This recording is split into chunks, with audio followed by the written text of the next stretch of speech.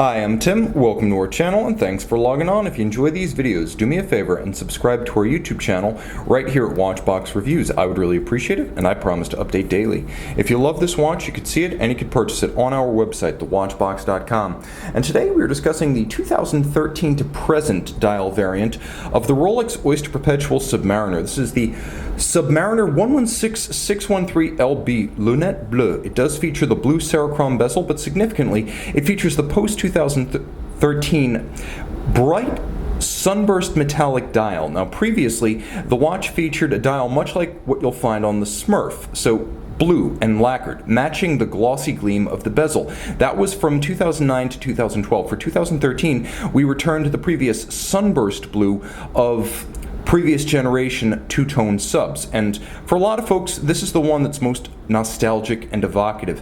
40 centimeters, the watch sits easily on my wrist, which is 16 centimeters circumference. It's relatively slender at only 12.7 millimeters thick. It'll easily fit underneath the cuff. Two ways of measuring this watch across the wrist. You can see lug-to-lug, which is 48 millimeters, and then if you include the solid end links of the bracelet, it's 51 millimeters. The spacing between the lugs, 20 millimeters, and the timepiece equipped with a steel and gold Rolex Oyster bracelet. Nicely executed. Of course, we are talking about a flagship product here. So we have solid end links, solid center links, polished center links, polished outer faces, satin shoulders, a handsome taper conforming end links, and of course, an oyster clasp with double locking. You can see straight through yellow gold, polished and somewhat raised over the base steel. 904L steel, so anti-corrosive that you need not wash it after immersion in salt or chlorinated water. And Rolex with its own foundry smelting its own gold, so this watch is all Rolex. You can see the lift lock system with its internal beacon hook locks once, and then the clamshell locks it again. There's a little curve, so even with gloves I can easily dig my nail in. I mangled my hand on the bike if you're wondering. And you can see that internally the clasp is all of high polish, so this is a flagship piece once more. So you get features like polished internals, polished external, polished center links, and then the Glidelock system that allows you to make these 2mm incremental changes in the size of the clasp. So you can make changes that will allow you to micrometrically adjust for sizing. As you can see, I've adjusted about 4 increments, which is going to be 8 millimeters, and then I can lock it in place. But I can also pull it open and pull it all the way out and lock it in place to use it as a dive extension over a wet or a dry suit. So you have a measure of incremental adjustment for sizing or ultimately for true dive duty. Rolling back to the case, 300 meters water resistant. We have a gold Rolex trip lock crown. You know that because you have 3 dots and the one in the center is large. That pattern is inverted, for example, if you're looking at a trip lock in platinum.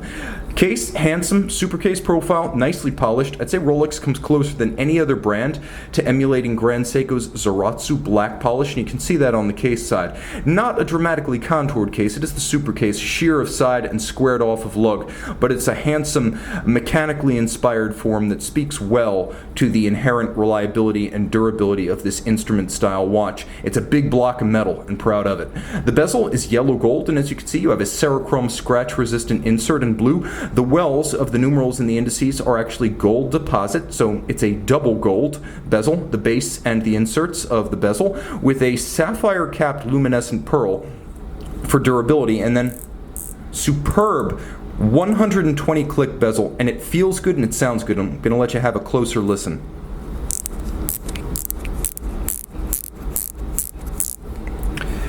It managed to be both satisfyingly chunky and it manages to be refined at the same time.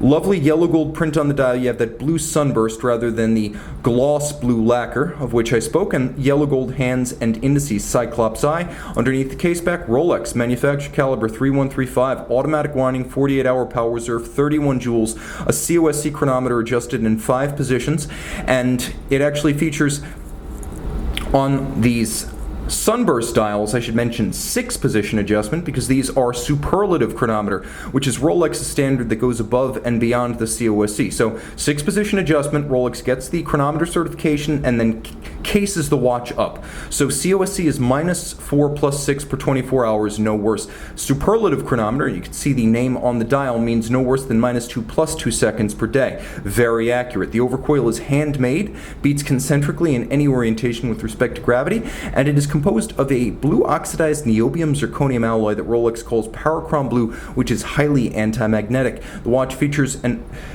full balance bridge and a free sprung index, the two features combining to make the watch robustly shock resistant, 300 meter water resistance. It is a true dive watch, meeting the ISO 6425 rule defining a dive watch since 1996. The watch beats away at 28,800 vibrations per hour. It is both precise and very durable, with a stop seconds function or hacking for the second and a quick set for the date. You can see and you can purchase this Rolex two-tone sub post 2013 dial on the watch box. Rolex Submariner steel gold by night, big and blue Rolex chromalite in-house lume.